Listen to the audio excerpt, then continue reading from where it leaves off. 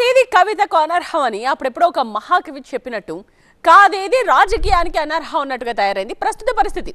అక్కడ అధికార ప్రతిపక్షాల మధ్య మొదలైన జగడం వెనుక అలాంటి రుచినే కనిపిస్తోంది. మరి అప్పుడెప్పుడో కురుక్షేత్రం సందర్భంగా యావత్ విశ్వానికి గీతోపదేశం చేసిన పరమాత్ముడు ఇక్కడ మాత్రం నాయకుల మధ్య తగును తీర్చలేకపోతున్నాడట. పైగా ఆయన చుట్టే జరుగుతోన్న రచ్చ కులాల మధ్య చిచ్చు పెడుతోంది. ఇందుకీ ఎక్కడ జరుగుతోంది, అసలు ఏం జరుగుతోంది? పొన్నూరులో పొలిటికల్ మంటలు. శ్రీకృష్ణుడి విగ్రహం చుట్టూ వివాదం. అటు యాదవ సంఘాలు, ఇటు రాజకీయ పార్టీలు. పాలక ప్రతిపక్షాల మధ్య కుల చిచ్చు. పొన్నూరు నియోజకవర్గంలో వరుసబెట్టి జరుగుతున్న వివాదాస్పద సంఘటనలు రాజకీయంగా పెనుదుమారాన్ని రాజేస్తున్నాయి. పాలక ప్రతిపక్షాల మధ్య మాటల యుద్ధానికి తెరతీస్తున్నాయి.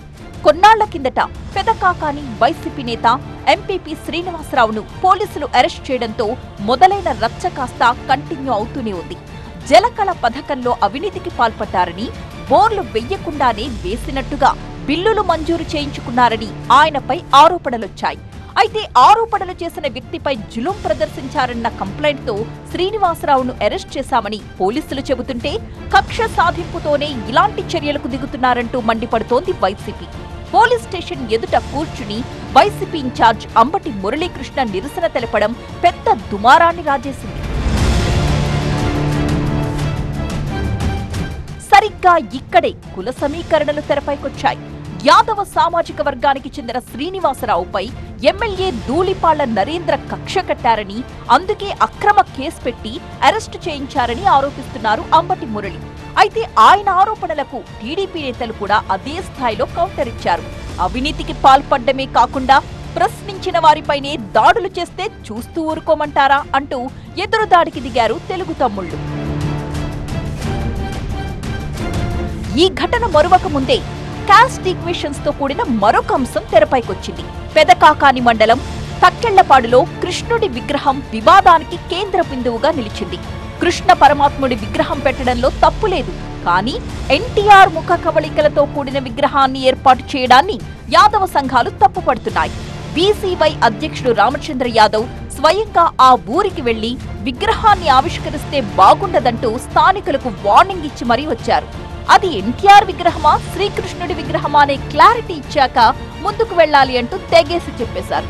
దీంతో విగ్రహావిష్కరణ కాస్త వివాదాంశంగా మారింది. యాదవ సంఘాలు ఆందోళనకు సిద్ధం కావడంతో విగ్రహావిష్కరణ కార్యక్రమం రూటు మారింది. కృష్ణుడి రూపంలో ఉన్న విగ్రహాన్ని తొలగించి సాధారణ ఎన్టీఆర్ విగ్రహాన్ని అక్కడ ఏర్పాటు చేశారు స్థానిక టీడీపీ నేతలు. దీంతో శాంతించిన యాదవ సంఘాలు ఆందోళన విరమించుకున్నాయి. అంతేకాదు, సమస్య జటిలం కాకుండా పరిష్కారం చూపిన ఎమ్మెల్యే ధూళిపాళ్ల నరేంద్రకు యాదవ సంఘాల నేతలు ధన్యవాదాలు తెలిపారు.